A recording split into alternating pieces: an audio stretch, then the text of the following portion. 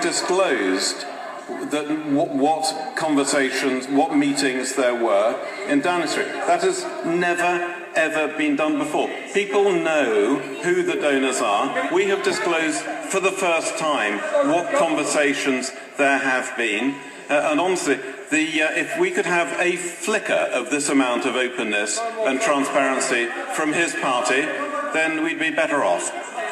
Order. I must thank colleagues for their cooperation, which has enabled 77 backbenchers to question the Minister in 61 minutes of exclusively backbench time. Point of order, Sir Gerald Kaufman. Mr. Speaker,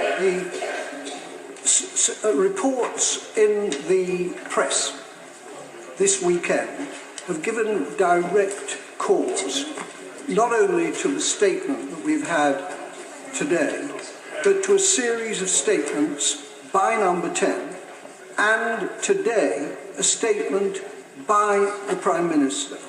I put it to you, Mr. Speaker, that it is utterly unacceptable for the Prime Minister to make a statement outside the House of Commons instead of coming to the House of Commons, making the statement and facing questions from members of the House of Commons. This is not the first time. In fact, there's been a long series of ministers making statements outside the House of Commons instead of coming to Parliament to face the elected House of Commons. Will you put to the government that it is totally unacceptable that they should make statements on issues outside this House of Commons instead of coming to Parliament to face us?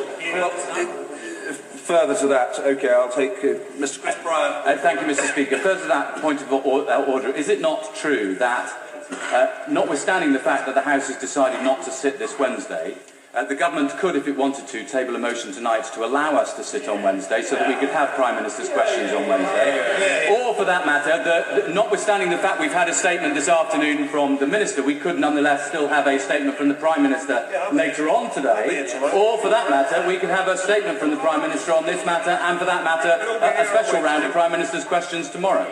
Well, I'll deal with the points of order in reverse order, if I may. First of all, I say to the Honourable Gentleman Member for Rhondda that I know he is an expert in all matters of parliamentary procedure and blessed also with a fertile imagination. But I hope that he will accept that I don't want to get into hypotheticals. I'm not disputing what has been said, but nor am I making an argument for it. I simply note what the Honourable Gentleman has said. So far as the Right Honourable Gentleman Member for Gorton is concerned, I reiterate the importance that I attach to statements being made in the House on important matters of public policy, and I hope the Right Honourable Gentleman will take it in the spirit in which it is intended when I say that it's been my privilege to listen to his points of order, to his interventions, to his questions and to his speeches in this chamber on a vast miscellany of different topics for almost 15 years.